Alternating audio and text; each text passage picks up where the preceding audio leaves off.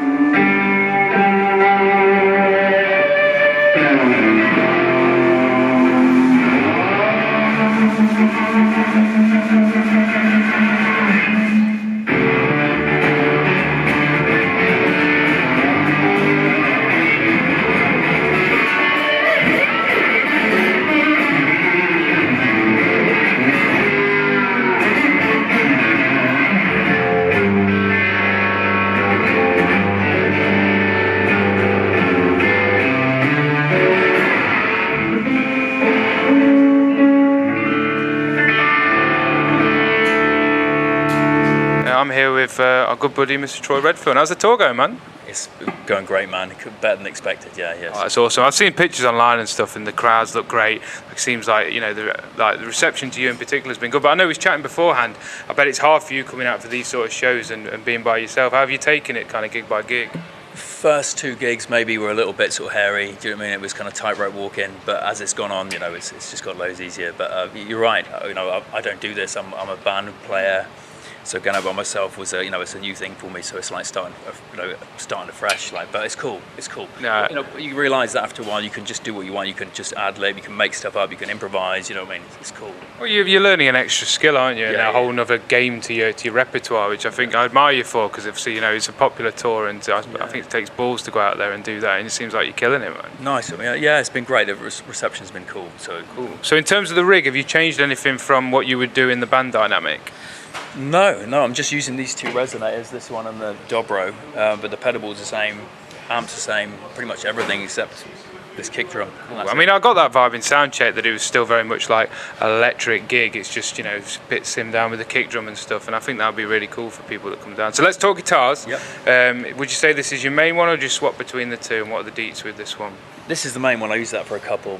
This is the National Triolian 1929 with the Barker's Berry. Which are great for sort of like high gain. The reason I got it is for the, it can take gain, because a lot of the pickups for Nationals, because they're so slim under there, they're really open sounding. Most players want they want to capture everything, and that means it's pretty much microphonic. But these aren't. These are like humbuckers, so you can play this with as much gain as you want, and it doesn't feedback. Well, that's it. I imagine if you were doing it like you say with the microphonic pickup, it just wouldn't do it. Yeah. Whereas this, you've got so much room, but you've still got the entire character of the guitar that comes through. Yeah. That's awesome. That's cool. And what tuning are you in for both guitars? Do you have the same, or is this setup different? This one's in C Orkney tuning, and that one's just in D, open tuning. Okay, cool. I've never heard of C Orkney. Orkney sounds like an island off the coast of Scotland. It's the same spelling. So it's like a C sus chord. Okay. So it's and that. Oh, lovely. Great, especially for when you're playing open and you want the sort of strings resonating around, kind of like if you're playing lead lines, you can still play the kind of the sus chord underneath it. Cool. Which for me is it's a great sort of sound. But awesome, man. No, nice one. And have you changed anything? Obviously, you've added the pickup on this. What about the other one? Is there anything that you've added to the other one? Yeah, I'll just grab it. So I've not had this one that long, and I had Steve from Beltone Guitars. The guy who makes resonators. He does all the work on my resonators. I got him to fit a gold foil pickup. I love gold foil. I ripped it off a Harmony Bobcat I got, which I probably shouldn't have done, but I whipped that off there, and that, again, that's great because again it can handle gain. So you can still, you can play it acoustically, but if you want to crank it out, this thing is just like playing electric. I think gold foils are one of the most underrated pickups, man. They love a bit of gain. Especially the original ones. A lot of people are making sort of like repros, but I think there's something special, or maybe it's just in my mind, but it feels like there's something special. It doesn't matter, but it's in the mind or not, it's still real. I don't ever want these guys to show. No, you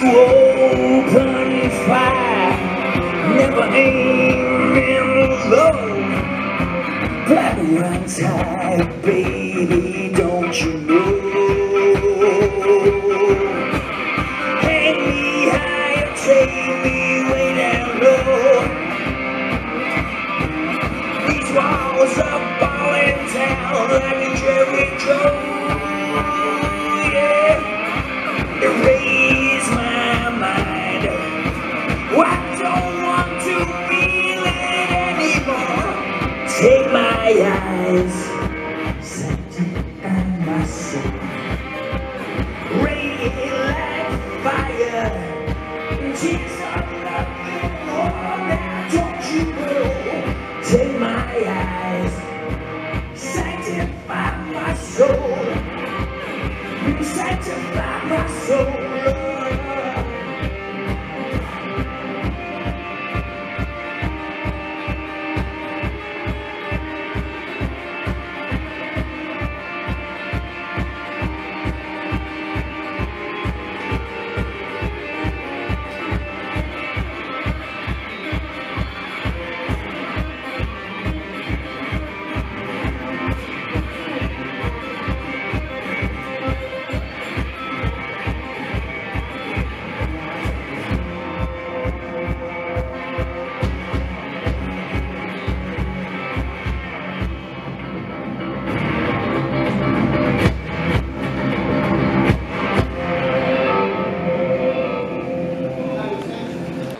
That's cool. So let's, if you whack that down, we'll have a look at the amp you're using.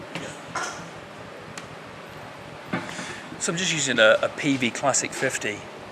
Most people know the Classic 30s. They're sort of like a renowned amp, but this is just like the big brother to that amp. More headroom, and that's pretty much what, I run the clean channel, and I use gains. I don't use the onboard gain, even though it's got a great onboard, but it's difficult boosting that gain. Yeah. So. Do you use the reverb in the amp? Do you have that set all the time, or do you have pedals for that? Both. I've got a little bit of reverb on the amp, and I've got this pedal here, just a Holy Grail. Nice. Well, that gives us the opportunity to fly into the pedals. So the Holy Grail is stacked on top of the PV's amp reverb. Yeah. Do you have that set all the time? Yeah, just left on. Just, What setting are you on? Are you on spring call or? On spring. I imagine you to be on spring. I know I tested you there. Cool. And obviously, if you want to go through your different pedals and how you use them. Yeah, I've got the digital delay. What's that? The DD7. And that's just got a short sort of delay. Kind of like 2. Yeah. Almost like not a slap back, but just slightly beyond. Yeah. Just to sort of like fill out the sound a bit. I'm not really a dry player. Acoustically that's great, but when you're going electric, it's just nice to have some sort of ambience. Yeah, definitely. So yeah, and I'm also using the head rush for a tap delay. So if I want to get something that's kind of like a bit more spacey sounding, or I want it filled, then I'll just tap it. I've got everything taped up because I've got the settings. Yeah, I've clocked that. Yeah. No, I like that, man. Anything sort of moving, so you've got the.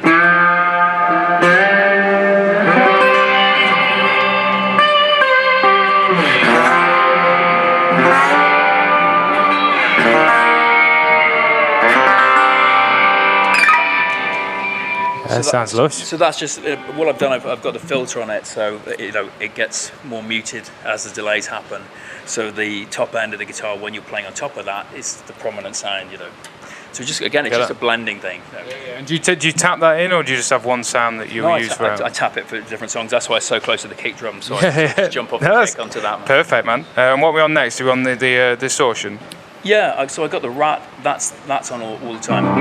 So that's the gain. That's on at the minute. The Rat. Yeah, nice. The kind of like that's my bass tone.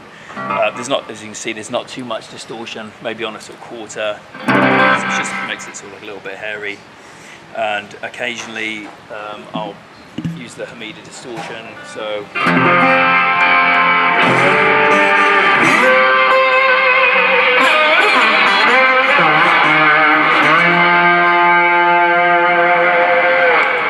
Great for kind of like nice. It holds, because you can almost get like a sustainer kind of. Well, with the amp as well and the guitars, like you get that real nice kind of harmonic feedback. It's really musical rather than being really intense. It sounds great. So it's just an occasional thing. If I'm getting it, in the fired up, just kick that thing on and you can sort of shred on it. Is there anything else on the board that you're tending to use on this particular tour? Or is this just stuff from when you're using the heavy stuff? Mainly, occasionally I've kicked on the Digitake Whammy. A couple of times on the tour. Big fan of the idea of that, acoustic solo thing, and then having a Digitake Whammy. Yeah. Well, it's just one of those things. And I tell you, the new addition to the board is the clock.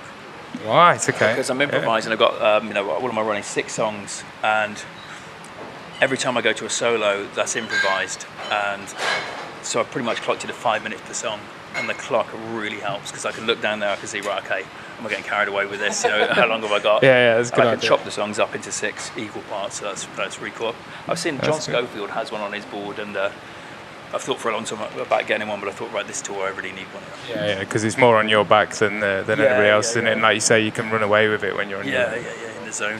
Cool.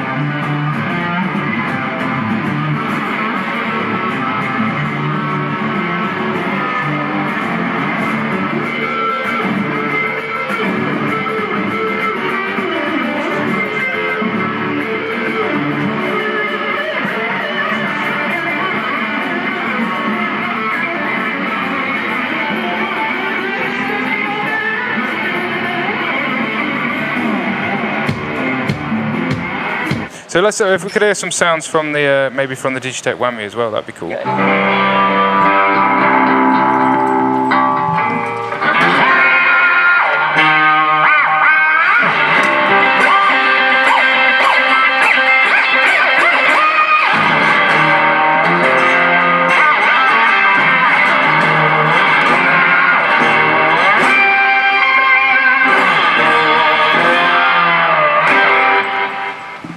Okay, big fan of that. I am. It's a little bit Mickey Mouse, you know, some of the high frequencies, so you've got to use it sparingly, you know. It's not. I think, like you say, in the right moment, if you're building up to something, it feels right. I like the fact show by show you can kick it on if it feels right. Yeah. And that's what I wanted to do. You know, I love improvising. I always have. So, to me, this, you know, I just want those things. If something happens in the moment, I don't want to be thinking when I'm playing. I just want things to happen.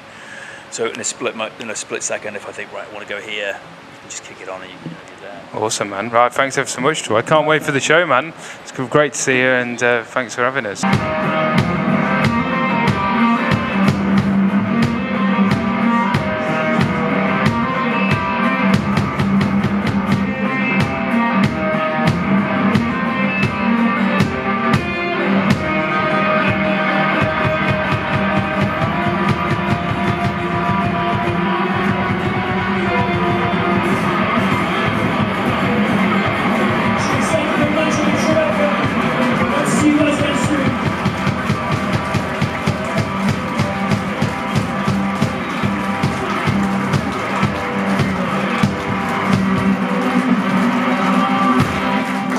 Thank you.